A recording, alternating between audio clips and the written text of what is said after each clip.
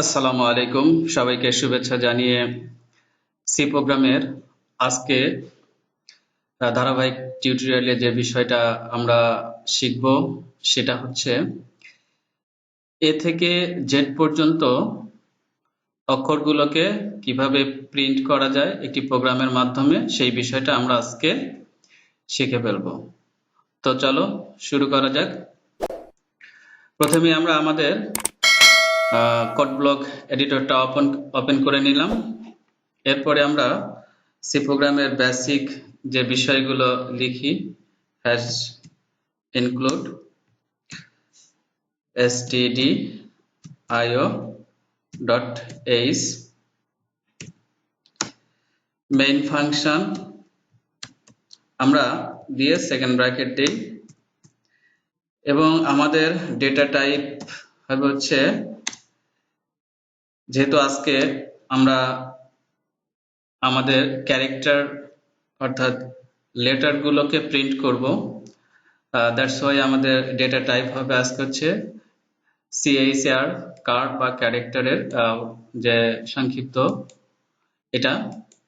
এবং আমরা একটা ভেরিয়েবল নিয়ে নিলাম, ক্যারেক্টার টাইপের ভেরিয়েবল, সেটা হচ্ছে কি i। এবং আমরা যেহেতু এ থেকে জেড পর্যন্ত প্রতিটা লেটারকেই প্রিন্ট করতে চাচ্ছি একটি প্রোগ্রামের মাধ্যমে, একটি কমান্ডের মাধ্যমে, সো আমরা এখানে লুপ ব্যবহার করব। তো ফর লুপ যদি আমরা ব্যবহার করি, ফর নিশ্চয়ই ফর লুপের তোমরা এর আগের ভিডিওটা দেখেছো, না দেখলে এখানে আই বাটনে ক্লিক করে ভিডিওটা দেখে নিতে পারো। তো আই আমাদের স্টার্ট লেটার হচ্ছে এ এবং আমরা এটাকে প্রিন্ট করব হচ্ছে জেড পর্যন্ত। আর প্রতিটা লেটার একটার পরে একটা প্রিন্ট হবে, দ্যাটস ওয়াই আমাদের হবে কি প্লাস প্লাস আই।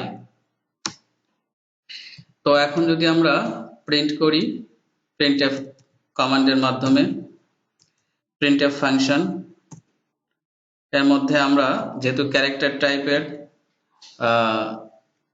আউটপুট পাবো, সুতরাং আমাদের প্লেস হোল্ডার এই character variable character data type যেটা আছে সেটার প্লেস হোল্ডার সি।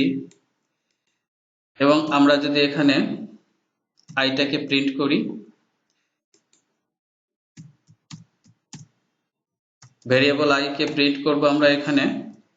সো এই যে আমরা লেখাটা লিখলাম, এই লেখাটাকে আমরা সেভ করে চেক করে আমরা যদি এখন প্রিন্ট করি লেখাটা, তাহলে আমাদের আউটপুটটা একটু জুম করে দেখানোর চেষ্টা করি যে আউটপুটটা এ থেকে জেড পর্যন্ত সমস্ত লেটারগুলো এসেছে, কিন্তু দেখতে কেমন যেন সবগুলো একসাথে A B C D E F G সবগুলো একসাথে আছে। তো আমরা যদি একটু সুন্দর করে একটু দেখতে চাই, তাহলে আমরা এই প্লেস হোল্ডারের আগে আমরা এখানে যদি 5 লিখি, তার মানে একটা লেটার থেকে আরেকটা লেটারের প্রত্যেকটা থেকে 5 ক্যারেক্টার করে ফাঁকা জায়গা নিয়ে সেটা আউটপুট দেখাবে। তো চলো আমরা দেখি আউটপুটটা আমাদেরকে সেভাবে দেখায় কিনা।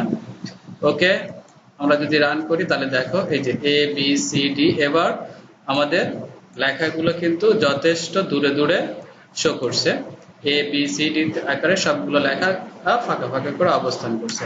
হ্যাঁ, আমরা যদি এই লেখাগুলোকে চাই যে না নিচে নিচে তারা শো করবে, আমি ধরো স্পেসটা কমিয়ে দিয়ে 2 ঘর করলাম এবং আমাকে বললাম যে এটা নিচে নিচে শো করে দেখাও, ঠিক আছে, ধারাবাহিকভাবে উপর থেকে আস্তে আস্তে নিচের দিকে শো করবে। তাহলে আমরা যদি কম্পাইল করে দেখি আমাদের শো করে কিনা।